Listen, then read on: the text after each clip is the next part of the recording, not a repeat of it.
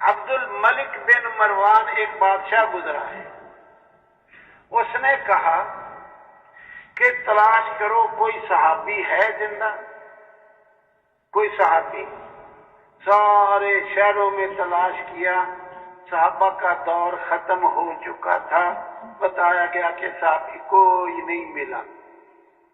کہنے لگا اچھا کسی تابعی عالم کا تلاش کرو، بڑا عالم ہو، سمجھدار ہو، علم میں راسخ فی العلم ہو، تو ان سے کچھ نصیحتیں حاصل کریں۔ ابو حازم رحمہ اللہ، ان کا پتہ بتایا گیا، ان کے ساتھ بات چیت شروع ہو گئی۔ باتوں باتوں میں موت کا تذکرہ آ گیا۔ موت مومن کے لیے تحفہ ہے، اس قسم کی باتیں آ گئی۔ عبد الملک کہنے لگا جی ہمارا تو مرنے کو جی نہیں کرتا، اس کی کیا وجہ ہے؟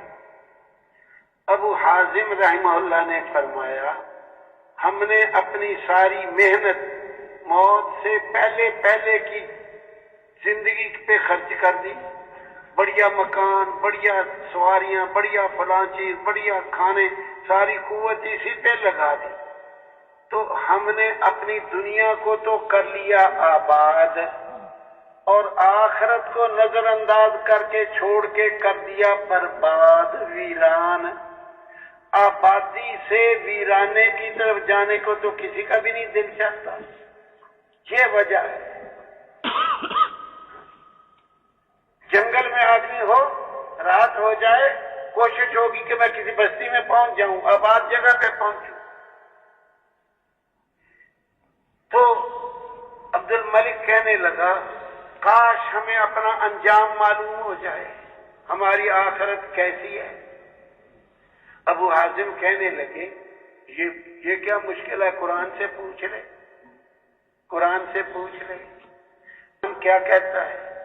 ان الابرار لفی نعیم، بے شک نیکوکار یقیناً نعمتوں میں ہوں گے، وان الفجار لفی جحیم، بے شک فاسق فاجر لوگ، برائیاں کرنے والے لوگ، لفی جحیم یقیناً جہنم میں ہوں گے۔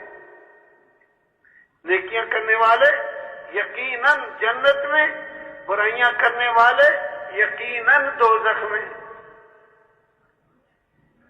تو عبد الملک کہنے لگا اگر نیک لوگ جنت میں چلے جائیں، برے لوگ دوزخ میں، فأین رحمت اللہ، پھر اللہ کی رحمت کہاں جائے گی؟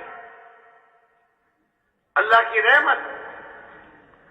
ابو حازم رحمہ اللہ نے فرمایا یہ بھی قرآن ہی سے پوچھ لے کہ رحمت کہاں جائے گی؟